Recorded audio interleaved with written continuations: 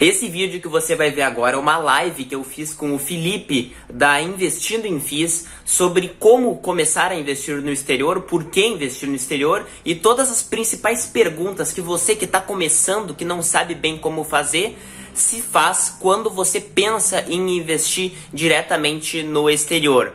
Então, além disso, se você puder, também confere no Instagram do Felipe, o Investindo em FI, conforme está aqui embaixo, para você ver todo o conteúdo que ele coloca lá sobre fundos imobiliários. Bora dar uma olhada. Eu acho que a gente pode começar com a primeira pergunta. Como, Otávio, uma dúvida que todo mundo tem quando escuta falar a primeira vez sobre investimento no exterior. A pessoa pensa o seguinte: poxa, eu moro no Brasil, o meu dinheiro está em real, está em moeda brasileira, por que eu devo investir no exterior? Tem alguma vantagem em tirar um pouquinho dos meus investimentos aqui do Brasil, começar a colocar um dinheiro lá fora, diversificar? Quais são as vantagens? Por que investir lá fora? Bom, na realidade é bom investir lá fora. Para mim, a principal razão é justamente o fato da gente morar em um país em desenvolvimento, um país emergente, um país mais volátil. Por quê? Porque sempre que tem uma crise grande, crises grandes acontecem aí uma vez a cada 10 anos, a cada 7 anos, enfim. O que acontece, né? No mundo inteiro, o valor das moedas fortes sobe, dólar sobe, né? Então, justamente na crise, que a pessoa pode perder o emprego, que pode acontecer qualquer coisa ruim financeiramente para ela, se ela tiver um patrimônio no exterior, esse patrimônio vai ser apreciado, ela vai ganhar dinheiro. Contrário do que aconteceria se ela tivesse todo o dinheiro dela investido no Brasil, provavelmente ela perderia.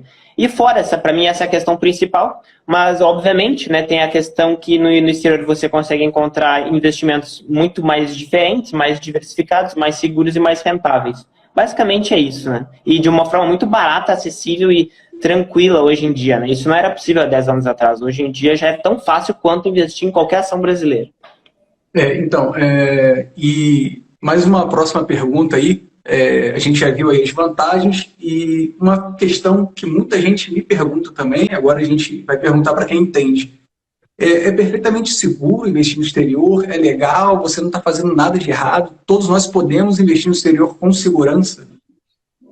Sim, na realidade, o Brasil é um país que tem liberdade de transação de capital, né? Então, assim, ó, você pode, isso está na Constituição, você pode sair e entrar do Brasil com seus bens, tá?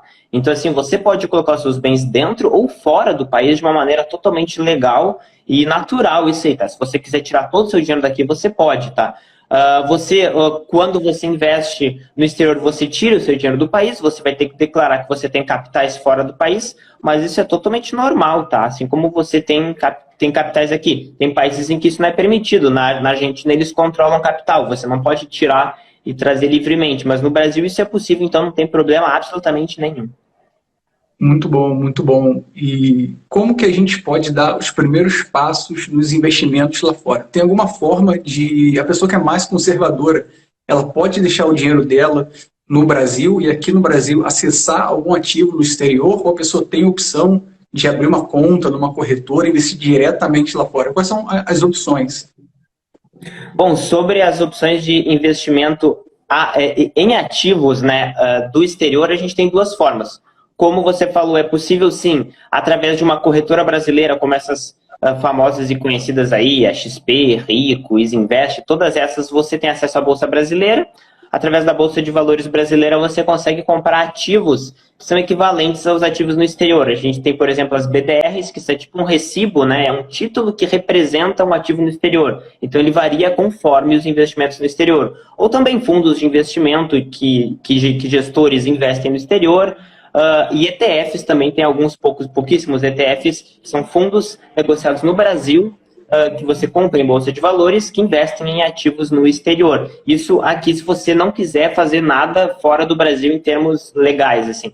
Mas, se você quiser mandar de fato o seu dinheiro para fora do Brasil e não apenas negociar ativos equivalentes aqui dentro, você consegue abrir uma conta em uma corretora fora do Brasil, a maioria delas, obviamente, é nos Estados Unidos, da mesma forma que você abre uma conta numa corretora brasileira. Basicamente, você entra no site, faz um cadastro, coloca o seu endereço, seu nome, seus dados, você precisa do seu RG para mandar a foto para eles, seu comprovante de residência, e é só isso. Acabou. As pessoas adoram achar que é muito mais difícil, mas é com os mesmos requisitos, a mesma documentação, você consegue abrir uma conta em uma corretora no exterior, tá? E daí, simplesmente, para mandar o dinheiro para lá, você, obviamente, essa é a diferença que tem entre você investir numa corretora no Brasil e no exterior. No Brasil, você faz um TED, ou seja, uma transferência bancária para a corretora aqui no Brasil.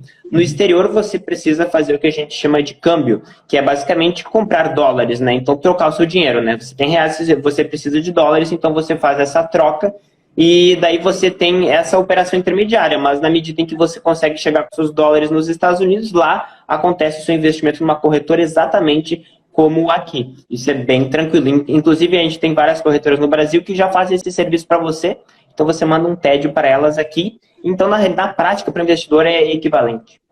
Entendi. Então, é um procedimento, na verdade, muito simples. Você vai abrir uma conta numa corretora lá fora, da mesma forma que você abre conta numa corretora aqui, preenche aqueles documentos básicos, como nós já estamos acostumados, e algumas corretoras já têm o câmbio integrado. E as corretoras que não têm esse câmbio integrado, como que o investidor pode fazer? Sim, basicamente, assim, ó, existem corretoras, em geral, as mais focadas para estrangeiros e para brasileiros, que sabem dessa dificuldade que as pessoas têm em mandar o dinheiro para fora, então elas já têm o que a gente chama de câmbio integrado, como tu comentaste bem. O que é isso? Basicamente, elas têm uma conta bancária no Brasil que você pode mandar direto para essa conta, e elas é que fazem a operação, elas é que compram os dólares e depositam na corretora no exterior. Se você não quiser usar essas corretoras que têm o câmbio integrado, em geral o custo para isso é um pouquinho mais caro. Se você quiser usar outras corretoras americanas que não têm esse câmbio integrado, você precisa de uma outra empresa que faça essa intermediação, que faça a parte do câmbio, que compre dólares para você. Você vai dar os reais aqui e ela vai lhe entregar dólares nos Estados Unidos. Existem várias empresas que fazem isso, como a TransferWise, a Remessa Online, que basicamente você cria um cadastro também e mandam o dinheiro para eles, para uma TED do banco deles aqui no Brasil, e eles vão depositar dólares para você na sua conta, na sua corretora no exterior. É isso. Sim, sim. Então, desmistificando aí, para quem acha que é muito difícil o procedimento, o Otávio está explicando para a gente que é bem simples, inclusive, como ele citou no início da resposta, tem algumas corretoras que já fazem um câmbio integrado, facilitando ainda mais, tá? E quem quiser escolher outra corretora que não tem o câmbio integrado, tem também algumas empresas aí, ele citou, Remessa Online, TransferWise, que fazem um serviço também de câmbio para você, de forma totalmente simples. E para quem tem aquela resistência do dinheiro, tem gente que acha que investir no exterior é coisa de gente que tem muito dinheiro, se precisa ser investidor qualificado ou não. A gente precisa ter muito dinheiro ou a gente pode começar com uma quantia pequena no exterior? Nos últimos anos, as corretoras nos Estados Unidos, elas têm entrado em uma guerra de preços, uma concorrência, então elas têm sido cada vez mais acessíveis em todos os sentidos. Então elas estão cortando corretagem, as corretagens estão tendendo a zero, e os investimentos mínimos também estão tendendo a zero. Então, na realidade, na maioria das corretoras, você investe com zero, né? Então você pode abrir a conta e depositar lá o valor que você quiser, 100 dólares, 200 dólares, valores bem pequenos, que a operação ocorre normalmente, não há mínimo. Claro que existem algumas corretoras que exigem lá 10 mil dólares, 20 mil dólares, mas são raras hoje em dia. A maioria delas não tem valor mínimo, assim como as do Brasil também não tem valor mínimo. Inclusive, algumas corretoras no Brasil têm valor mínimo de bancos aí para classe alta que exigem, sim, investimentos mínimos. Entendi. Caso o investidor ele tenha uma quantidade um pouco menor, o investidor que está começando aí seus aportes de forma bem pequena, é possível comprar fração de ação, fração de ativo, com um valor muito pequeno, ele já consegue comprar algum ativo? É um pouco diferente a Bolsa Brasileira da Bolsa Americana nesse sentido. Como é que funciona? Na Bolsa Brasileira, as ações, elas são negociadas em lotes, tá? Lotes de 100 ações. Fundos imobiliários são negociados em lotes de 10 ações, se eu não me engano. Então você só pode comprar de 10 em 10 ou de 100 em 100. Se você quiser menos que isso, você tem que comprar no mercado fracionário. Então você tem que colocar aquela letra F no final do ticker, da sigla, para você poder comprar apenas uma unidade ou 2 unidades. Só que em geral tem um pouco menos liquidez, é um pouco mais caro. Nos Estados Unidos, todas as ações elas são negociadas a unidade. Então não tem lotes de 10, 100, não existe isso. É apenas sempre uma unidade.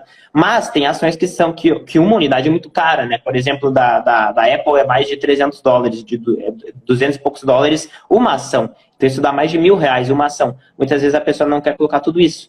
Então aí, consequentemente, você pode comprar uma fração de uma ação. Então um pedaço de uma ação. Então 0,001 ação da Apple. Então você pode pagar aí $10 num pedacinho de uma ação de qualquer ativo, inclusive ETFs, né, que são fundos passivos, ou REITs, ou que são os fundos imobiliários americanos, né, na realidade são empresas de exploração imobiliária, e também ações. Né?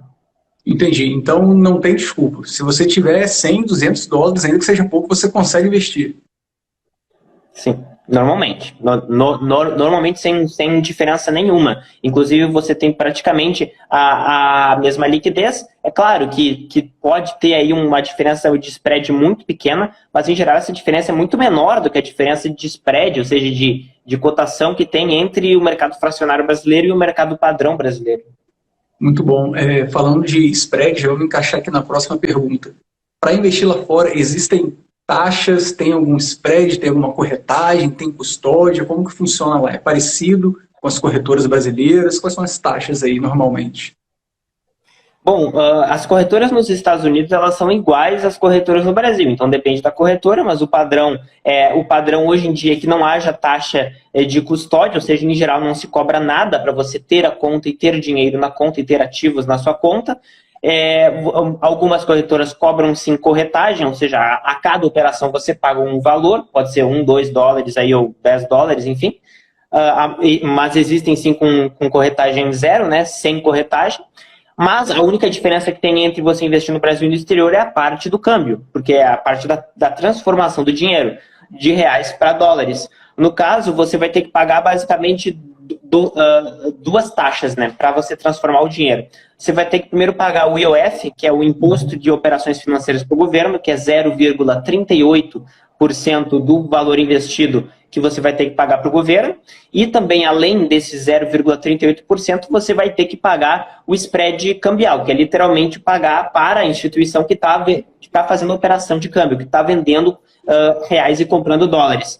Essas taxas, elas variam se você está usando uma corretora com câmbio integrado, se você está usando uma empresa especializada em câmbio, mas o padrão aí varia aí em torno de 1% a 2% em média. Existem algumas empresas especializadas que conseguem fazer por menos que isso, por 0,5%, 0,7%, mas então você vê que você consegue, se você somar o IOF com a tarifa mínima, em geral é entre 1% e 2% do seu valor investido que você vai ter que pagar para transformar os reais que você tem em dólares, tanto na ida quanto na volta. Então, se você quiser mandar o dinheiro para lá, você paga isso. E se você quiser repatriar o dinheiro para você ter o seu capital de novo no Brasil, você paga isso novamente.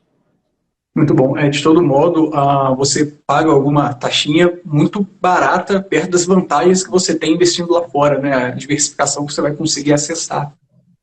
Vamos para a próxima pergunta, sobre dólar, né? A gente teve um movimento de dólar que chegou a quase R$6, agora caiu um pouco, e as pessoas sempre perguntam, o dólar está caro para investir no exterior? Será que o investidor consegue fazer esse timing? Dá para identificar qual é o melhor momento? Como que a gente pode se comportar em relação ao dólar? A gente tem controle sobre isso ou não? Bom, assim, em relação às variáveis macroeconômicas, de todas as variáveis macroeconômicas, o câmbio é a mais difícil de prever. Por quê? Porque depende tanto da situação de um país quanto a do outro, né? Então depende tanto da situação política, econômica do Brasil quanto do outro país que a gente está comparando a moeda. Se for Estados Unidos, se for dólar, você tem que entender todo o contexto geopolítico dos Estados Unidos para saber, né? Então, o que acontece de maneira geral? São ciclos, né? Eles são ciclos de apreciação do dólar, que é a principal moeda do mundo, e de desvalorização do dólar. Obviamente, o Brasil, por ser um país emergente, ele tem um reflexo maior em relação a essas oscilações de câmbio internacional. Então, a nossa moeda ela se valoriza mais, como aconteceu ali no pico das commodities em 2008 até 2013, em que o real valia muito no mundo. como o contrário, né? Ele desvaloriza muito como está acontecendo agora. Então, na realidade, são ciclos. O melhor que a pessoa pode fazer é fazer aportes recorrentes e regulares ao longo do seu processo de investimento para conseguir pagar um câmbio médio. Porque você não sabe simplesmente como é que vai estar o câmbio amanhã. E uma coisa interessante é o seguinte, pelo fato de, por exemplo, quando tem uma crise, o que acontece? De fato, o dólar sobe, então você vai ter você vai ter menos dólares quando você mandar para o exterior, você vai ter menos dólares na sua corretora no exterior. Só que quando isso acontece, o que acontece? Tem crise, então a bolsa nos Estados Unidos cai. Isso significa que você vai conseguir comprar mais ações. Então, dá uma compensada, você tem menos dólares, mas você compra mais ações.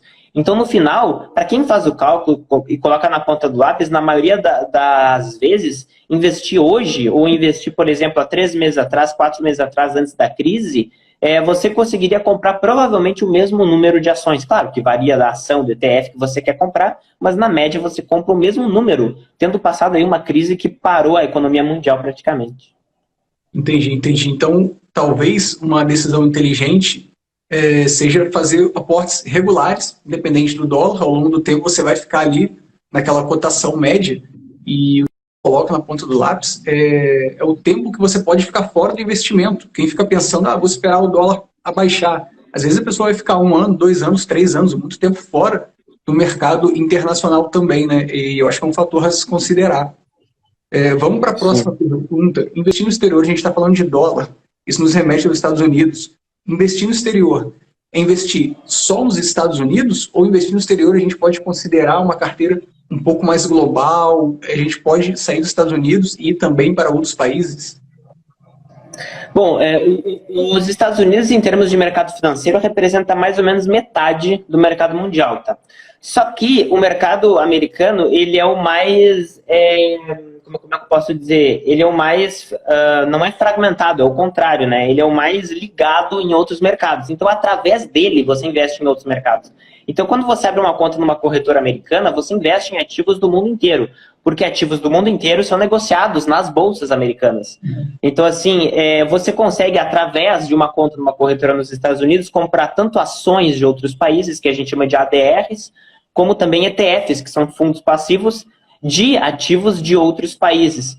Então, se você quiser exposição em praticamente qualquer país do mundo, você consegue através da Bolsa Americana, inclusive o próprio Brasil. Então, é possível você comprar as grandes empresas brasileiras, como Itaú, Ambev, tudo a partir da Bolsa Americana. Você vai comprar em dólares e você vai ter aí o resultado da variação da cotação das ações no Brasil e da variação do dólar.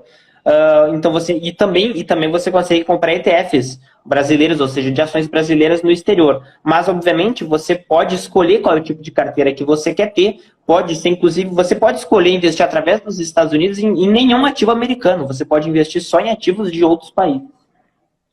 Entendi.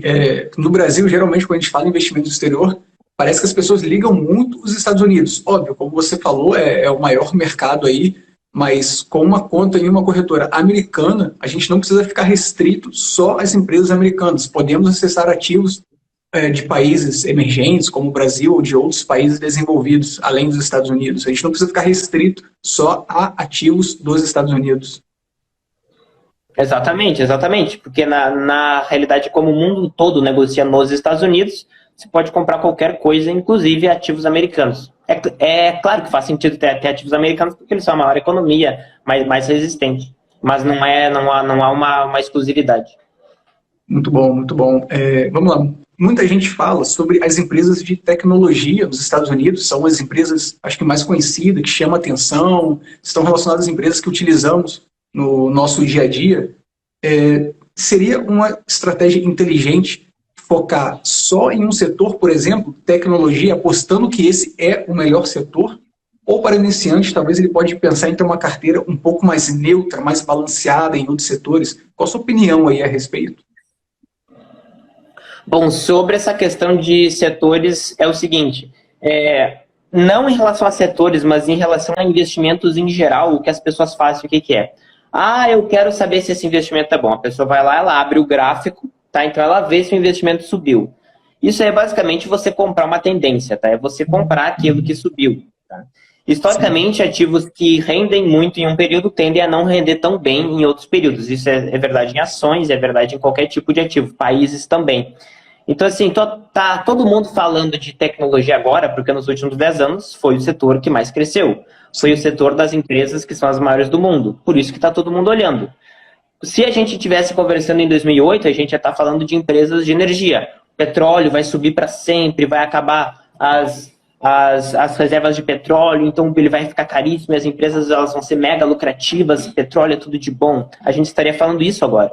Porque de 2000 até 2010, quem investiu em petróleo multiplicou seu dinheiro por 7, 8, 9 vezes. Quem investiu em tecnologia perdeu aí 30%, 40% em 10 anos. Então você vê que assim, ó, é muito circunstancial. Uma coisa interessante é essa questão de investir no que subiu. Inclusive, por exemplo, eu estava conversando com o pessoal da Remessa Online, que é aquela empresa que faz a parte do câmbio, sim, e eu conversei com eles sobre essa parte de câmbio, né? Porque eles sempre tentam convencer a gente a ficar fazendo remessa, porque é assim que eles ganham dinheiro. E eles me comentaram uma coisa bem interessante. Eles me falaram que os momentos que eles mais recebem solicitação de câmbio, ou seja, as pessoas querem mandar o dinheiro para o exterior, não é quando cai. É quando sobe o dólar. Quanto mais caro o dólar fica, mais eles recebem solicitações de operações de câmbio. Então, assim, ó, as pessoas claramente enxergam tendência em tudo. Então, assim, ó, subir um pouco o dólar, a pessoa acha que vai continuar subindo. Então, ela quer entrar ali, ela quer ganhar aquela subida. E isso vale para tudo, especialmente ações. Então, assim, ó, em relação a setores, tá? O que se observa? Tecnologia, na realidade, inclusive já fazendo aqui uma confidência, eu vou soltar um vídeo sobre setores essa semana. Então, quem tiver interesse, fica ligado no meu canal. Otávio Paranhos é o meu próprio nome, que é o nome do meu canal, para você ver um vídeo só sobre setores, falando qual é o melhor setor da Bolsa que mais rendeu. Mas só adiantando, não é o de tecnologia. Inclusive, de tecnologia foi o que menos rendeu desde 1963. Então, assim, a pessoa que investiu em tecnologia foi a que mais... ela não perdeu, mas foi a que menos ganhou dinheiro em relação a todos os outros 12 setores. Tá impressionante. Nossa. Só que, obviamente, as pessoas elas ficam olhando o curto prazo e as pessoas acham que 10 anos é longo prazo. 10 anos não é longo prazo em termos de investimento. Então, a pessoa ela olha isso e ela acha que vai continuar performando bem. Eu não estou dizendo que não vai. Eu estou dizendo que ela não sabe se vai.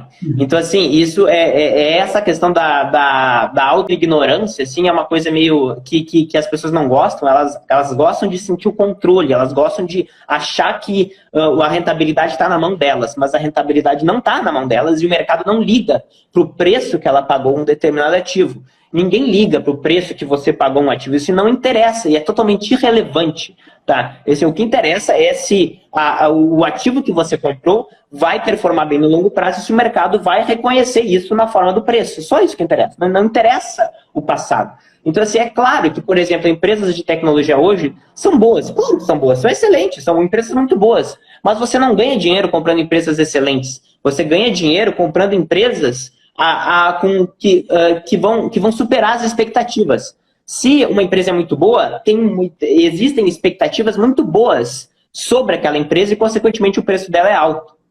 Se o preço dela for alto, ela tem que continuar entregando muito para aquele ativo de se manter naquele patamar de preço.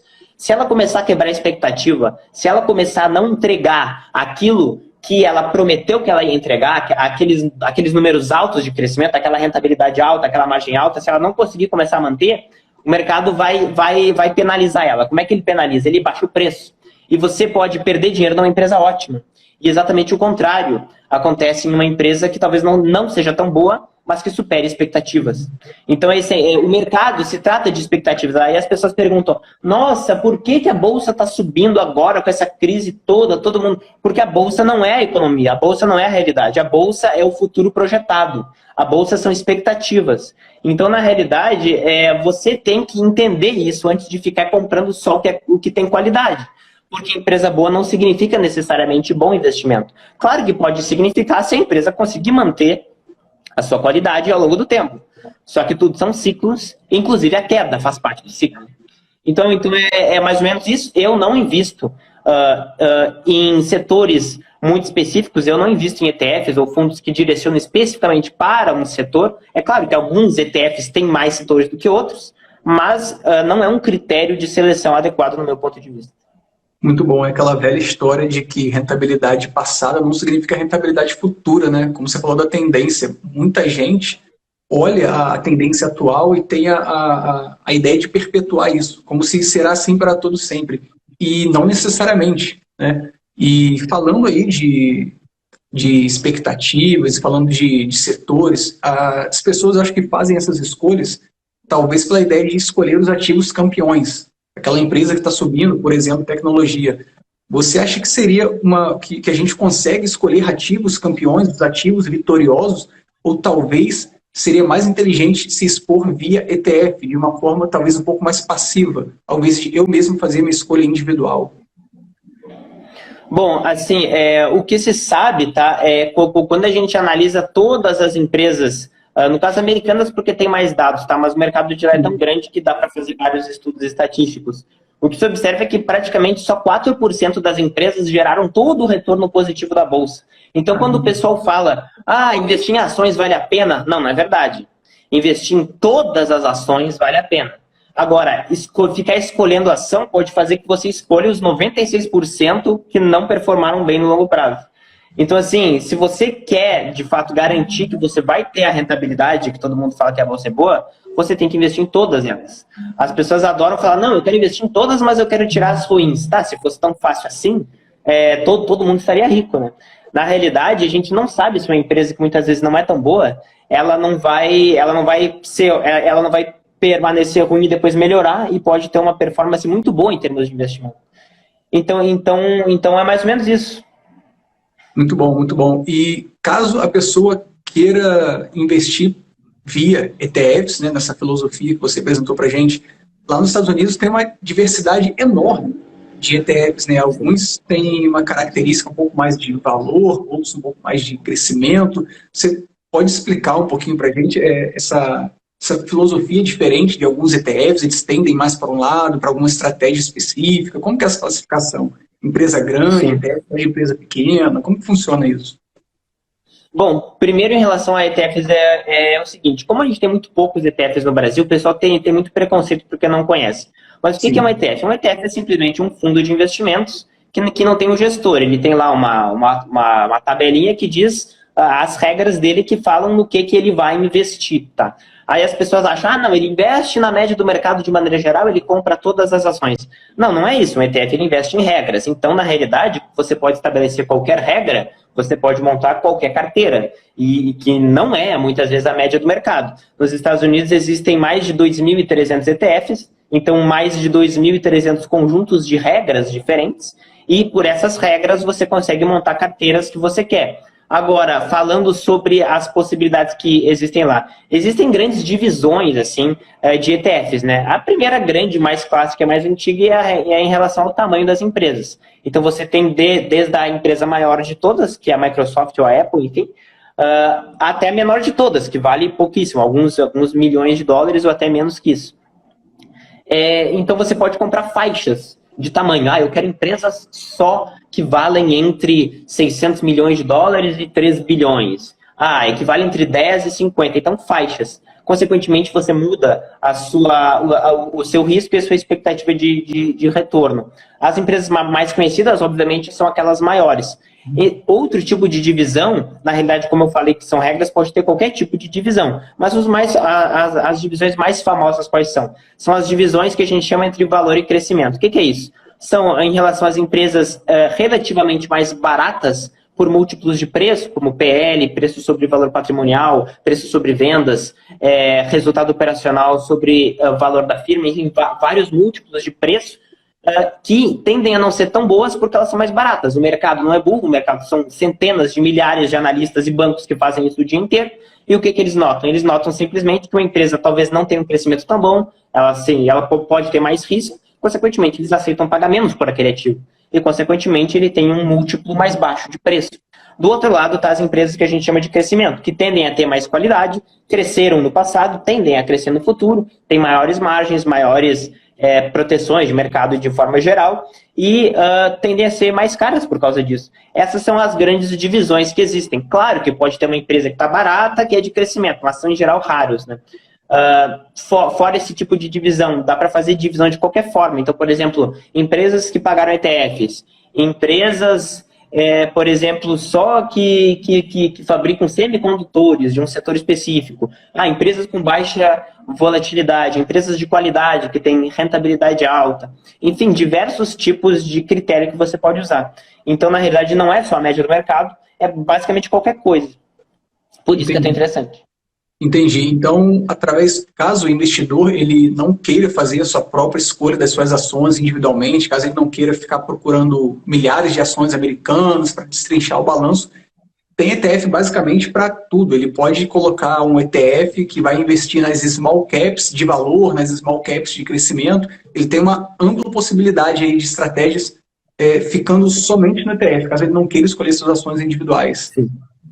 Para mim, na realidade, a maior vantagem que tem em investir em ETFs é o seguinte, é que você só precisa estudar um pouquinho agora, que está aprendendo essa parte de ETF, montar uma carteira, e depois o ETF ele vai seguir com aquele critério, com aquela regra, para sempre, porque aquilo ali é por aquilo que o fundo existe. Então, na realidade, a sua carteira vai se reciclar automaticamente para sempre. Então, na realidade, você não precisa ficar acompanhando relatórios de empresa trimestralmente, 20 relatórios, 10 relatórios da sua carteira. Isso é um tempo enorme, além do risco de você escolher mal. Então, quando investe em ETFs, você vai ter um trabalho uma vez na vida, que é montar a sua carteira básica, enfim, ou mais ou menos arriscada se você quiser, refazer estratégias se você mudar de visão de vida aí, mas, de maneira geral, você só tem um trabalho uma vez e depois é só manter no aporte. Isso é vantagem porque não vai ter o peso da decisão emocional em cima do processo de investimento.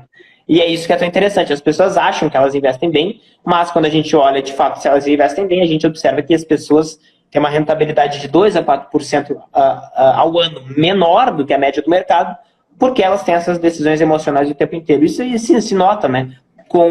Conforme eu falei, o pessoal da remessa online que me falava que o pessoal colocava dinheiro no exterior quando aumentava o dólar, da mesma forma, a gente observa a migração do dinheiro que entra e sai dos fundos de investimento, sempre entra quando tem uma bolha e sai quando está no buraco, o tempo inteiro assim. Sim, sim. As pessoas colocam um pouco de emoção nos investimentos e o ETF, por seguir uma regra rígida, eu acho que tem essa vantagem também de tirar o componente emocional do investidor. Uma outra vantagem que eu acho interessante é que você tem uma diversificação muito grande. Você não tem um risco concentrado numa empresa. As pessoas acham que elas vão escolher as empresas campeãs, mas caso você não escolha, se a empresa começar a performar um pouco mal, o ETF ele não tem isso, ele tem várias empresas, então acho que pela diversificação é mais uma vantagem aí adicional. O perfil aqui é sobre fundo imobiliário e naturalmente eu recebo muita pergunta sobre os REITs.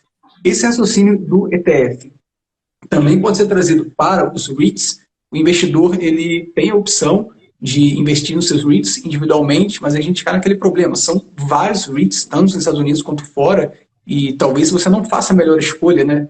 E o investidor, caso queira, pode utilizar uma estratégia em REITs só com ETF, ou nos Estados Unidos ou fora dos Estados Unidos? Como funciona?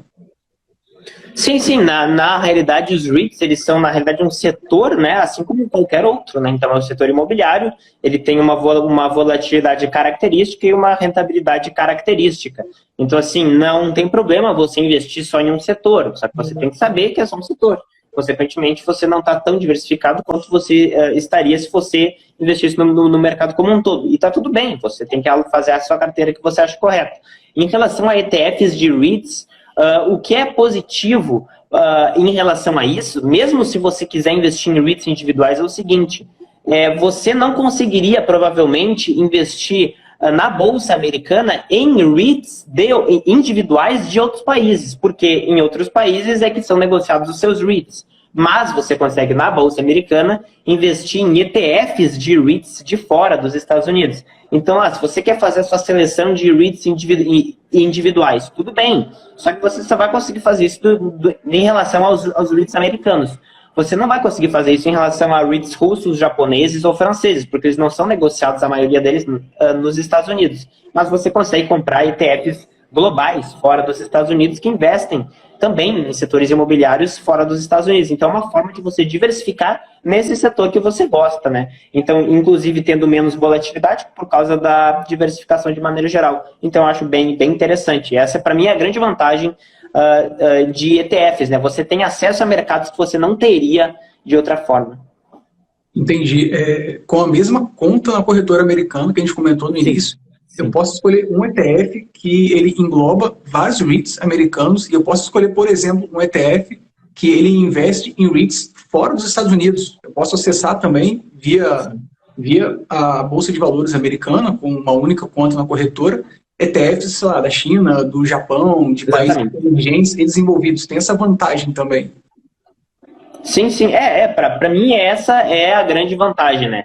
Claro, assim, existem algumas corretoras nos Estados Unidos, raras, que permitem que você acesse bolsas em outros países, mas são raras. A maioria das corretoras mais famosas apenas permite acesso a bolsas americanas, consequentemente ativos negociados nessas bolsas, que não são os REITs de fora dos Estados Unidos. Então, para mim, essa é a grande vantagem dos ETFs nessa parte dos setores, né, propriamente dito. Muito bom, muito bom. E agora um ponto que é crucial, e eu confesso que era uma das crenças limitantes que eu tinha, que acho que deve ser compartilhado por muitas pessoas, que é a questão do imposto de renda. Muita gente não investe no exterior porque tem um certo medo do imposto de renda. Eu não sei como eu vou declarar, se eu declaro no exterior, se eu declaro no Brasil, como que funciona isso. Você consegue dar algumas pinceladas gerais? É difícil? É tranquilo? Como que funciona assim? Bom, em relação ao imposto de renda nos Estados Unidos, para mim, francamente, é muito parecido com o que você faz com a sua declaração aqui no Brasil. A única diferença é que você tem que pegar os dólares, né, americanos e transformar para reais, porque a Receita Brasileira só aceita declarações na nossa moeda nacional, que é o real. Agora, basicamente é isso. Então, você vai fazer a sua declaração de bens e direitos em relação aos seus ativos no exterior transformados para real, tá? E também tem a parte dos dividendos, que essa é uma diferença que existe de fato.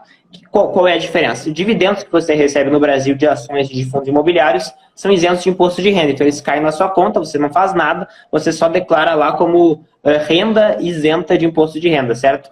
Rendimentos isentos e não tributáveis. O dinheiro que você recebe do exterior em forma de dividendos, isso vale tanto para REITs quanto para ações normais, ele tem um tratamento como renda tributável. Então, ele vai entrar na forma de renda que você teria se você fosse um autônomo, se você vendesse qualquer coisa, se você prestasse consultoria, se você recebesse uma pensão, se você recebesse aluguel de um apartamento físico que você tem. Todos esses rendimentos que não vêm de um contra-cheque, eles são tributados por uma modalidade que a gente chama de carnê-leão. Mas isso para quem investe, para quem recebe esses rendimentos que eu já mencionei, já faz o carnê-leão, normalmente já sabe. Só coloca ali normalmente os dividendos que você recebe do exterior como uma renda qualquer. A diferença é que nos Estados Unidos, para residentes fiscais no Brasil, ou seja, pessoas aqui, como eu e você, que somos residentes fiscais no Brasil, a gente é tributado na fonte em 30% dos dividendos que a gente recebe na nossa corretora nos Estados Unidos. Então, no final, você vai declarar que você já pagou esse imposto. Ele foi retido na fonte lá. Você declara na sua declaração de imposto de renda aqui no Brasil que você já pagou. Então, você não vai pagar mais imposto. Você vai simplesmente declarar que você deve e que você já pagou. Então, não tem problema nenhum nesse sentido. E uma coisa interessante também em relação a essa questão de investimento no exterior é a parte do imposto sobre ganho de capital, que é a parte do imposto que você tem que pagar se você teve lucro. No Brasil, se você vende até 20 mil reais em ações, você não paga nada de imposto. Só que se você vende fundos imobiliários ou ETFs, você tem que pagar ou 20% para fundos imobiliários ou 15% do seu lucro se você vendeu ETFs. Isso para qualquer valor, não tem isenção. Ao contrário, nos Estados Unidos existe isenção de imposto de renda para qualquer tipo de ativo, tanto REITs, quanto ações individuais, quanto ETFs, até 35 mil reais em vendas por mês. Então você vê que a isenção é maior e abrange mais ativos. Então se você quiser ficar operando REITs individuais ou ETFs, você não vai pagar imposto de renda se você vender até 35 mil reais por mês. O que é uma vantagem tributária que eu considero muito grande. Então as pessoas elas se preocupam, eu vou ter que pagar muito imposto. Na realidade, se você ficar vendendo só até 35 mil reais por mês, você está muito tranquilo, porque você vai ter um lucro isento e não tributável sobre o ganho de capital. Muito bom. Então, além de ser uma declaração simples, não tem grandes dificuldades para quem já faz a sua declaração normal, e ainda tem a vantagem também, porque a faixa de isenção é maior. E os dividendos também já são descontados, já são tributados na fonte, você só declara. Exatamente, exatamente. Você declara pela modalidade do Carnê-Leão se você teve outros rendimentos, como aluguéis, pensões e tal. Se você só tem um contra-cheque, ou seja, se você só tem como renda um empregador que já faz a dedução automática de imposto de renda para você, como você não precisa pagar mais imposto porque o dividendo ele é tributado na fonte lá fora, você não precisa baixar programa de Carnê-Leão, isso aí nem se mexe com isso aí porque não precisa. Você apenas vai declarar na sua declaração de ajuste anual que você recebeu rendimentos do exterior e que você pagou rendimentos no exterior na fonte. Então, de uma forma bem tranquila. Eu acredito que a maioria das pessoas seja ou seletista ou funcionário público de alguma forma, então tenha um contra-cheque. E se a pessoa não tem outras rendas, como aluguéis de imóveis físicos, pensão, enfim, não precisa ficar baixando o programa de Carnê-Leão porque não há necessidade. Muito bom, muito bom. Então é muito mais simples do que a gente acha, né? Eu confesso que quando eu comecei a estudar sobre investimento no exterior, a declaração de imposto de renda era uma crença limitante que eu tinha. Eu achava que era muito difícil. Conforme eu fui estudando, eu vi que não é bem assim. Eu vi que é um pouco similar com o que a gente já faz aqui no Brasil. Não tem grandes dificuldades. A gente não precisa deixar de investir no exterior por causa disso. E uma coisa interessante é o seguinte também em relação a essa questão de imposto de renda. As pessoas elas têm muito medo da Receita Federal, né? Mas quando a gente observa de uma maneira real, assim, a Receita Federal no Brasil ela é muito tranquila, né? Comparado com a maioria das outras receitas no mundo afora, aqui dá para fazer várias retificações, até 5 retificações por ano. Se não pagou, dá para parcelar pagando um juro ridiculamente baixo da Selic, uma multa de 20% que pode nem chegar a esse valor, pode ser muito inferior. Isso se você não declarar antes. Então tem milhares de formas de você corrigir algo que não foi bem declarado. Então assim, não tem problema. É bem diferente da Receita Americana que você fez uma coisa errada, lá eles dão multa de $5 mil, $10 mil, e no Brasil isso não acontece, sabe? Então é bem mais tranquilo. Sim, é muito uma crença limitante nossa. Deixa eu perguntar para o pessoal se alguém quer fazer alguma pergunta aqui no comentário, quiser jogar no comentário aí, galera, fica à vontade. Alguma pergunta aí que foi sobre algum tema abordado na live. Se ninguém fizer nenhuma pergunta, eu vou passar aqui para o Otávio, passar suas mídias sociais, pode falar o seu Instagram, o seu YouTube. Como que o pessoal te acha aí, se quiser aprender um pouquinho mais sobre como investir no exterior? Bom, o meu Instagram é esse que vocês estão vendo aí, é otavio.paranhos, é o meu próprio nome. E se você colocar no YouTube Otávio Paranhos, também você vai me achar. Ou escrever lá de alguma forma algum conteúdo relativo a investimento no exterior, ETFs especialmente, fundos passivos, você vai me encontrar. Mas o nome do meu canal é o meu próprio nome, Otávio Paranhos. Otávio Paranhos. Basicamente são essas as mídias sociais que eu trabalho hoje. Instagram, Otávio Paranhos, ele costuma abrir caixinha de pergunta lá, você pode tirar sua dúvida, e essas respostas são muito boas, agrega muito conteúdo, e lá no YouTube, Otávio Paranhos, tem muito vídeo lá, tá? Para quem está começando, para quem quer se aprofundar um pouquinho mais, é um material que eu também venho utilizando como um dos meus estudos, inclusive por isso que eu convidei o Otávio, porque eu vi muito valor no conteúdo dele. Passou uma pergunta aí, Otávio, teve um camarada que perguntou QQQ ou QQQE. Não, sim, no caso eu acho que eles estão comentando em relação a um vídeo que eu fiz, um último vídeo em que eu fiz um comentário sobre ETFs específicos, né? Eu comento carteiras de seguidores, o pessoal me manda algumas carteiras, eu seleciono algumas que eu acho interessante para comentar a questão da alocação, se eu acho que faz sentido, que não faz. E daí esses dois ETFs são basicamente um ETF que investe nas 100 maiores empresas da Nasdaq, que é uma bolsa americana, de maneira proporcional ao tamanho de cada empresa. Então a maior empresa tem a maior fatia e assim sucessivamente. E outro ETF é o QQQ com um E no final adicional. E a diferença é que ele coloca um equal weight, ou seja, ele dá pesos iguais para todas as 100 maiores empresas. O que acontece é o seguinte, quando você dá pesos iguais para ativos dentro de uma carteira, na realidade você está na prática aumentando o peso daqueles ativos menores e diminuindo o peso dos ativos maiores. Consequentemente, você tem uma carteira que tende a ser um pouco mais volátil, porque ela tem empresas menores, mas também quando você faz esse tipo de operação, você acaba comprando empresas que tendem a ser mais baratas, porque empresas mais baratas tendem a ter um tamanho reduzido, certo? O mercado penaliza, quando o preço cai, significa que a empresa diminui de tamanho. Então, um ETF que compra empresas com a mesma proporção vai acabar comprando empresas mais baratas em relação à média, com um pouco desse fator valor aí, e também com tamanho menor, então com o fator tamanho maior, no caso. Então, no caso, você vai ter uma carteira um pouco mais arriscada, mas com uma expectativa de retorno maior. Muito bom, muito bom. O camarada ainda ganhou uma mini consultoria aí, muito bom, ganhou uma opinião muito abalizada. Tem uma pessoa perguntando se sai algum e-book, você tem algum plano?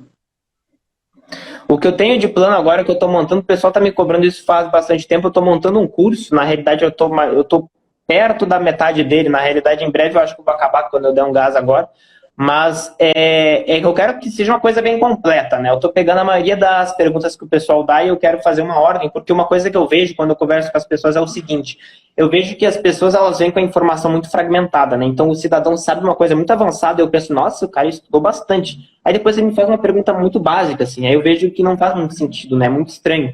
Então eu queria fazer um passo a passo bem do zero, assim, explicando do zero como é que um ativo funciona, o que é fluxo de caixa e por que isso importa, né? Enfim, por isso que eu estou demorando um pouquinho mais, mas eu prefiro fazer uma coisa bem feita.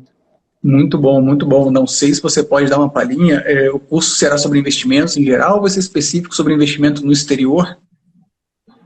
Ele vai ser sobre investimentos em geral, mas a consequência que eu vou chegar é que faz todo sentido investir no exterior. E eu vou falar bastante de ETFs no exterior, basicamente é isso. Na realidade, o curso em si, você pode usar toda a ideia do curso para investir no Brasil.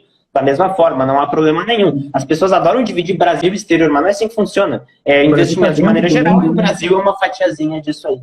Sim, sim, sim. A gente não pode esquecer que o Brasil não é uma ilha, ele está dentro do mundo, né? Então, muito bom. Quando você lançar o curso aí, você avisa, a gente divulga aqui no canal também. O seu conteúdo realmente é muito bom, vou me sentir muita vontade aí para fazer essa divulgação.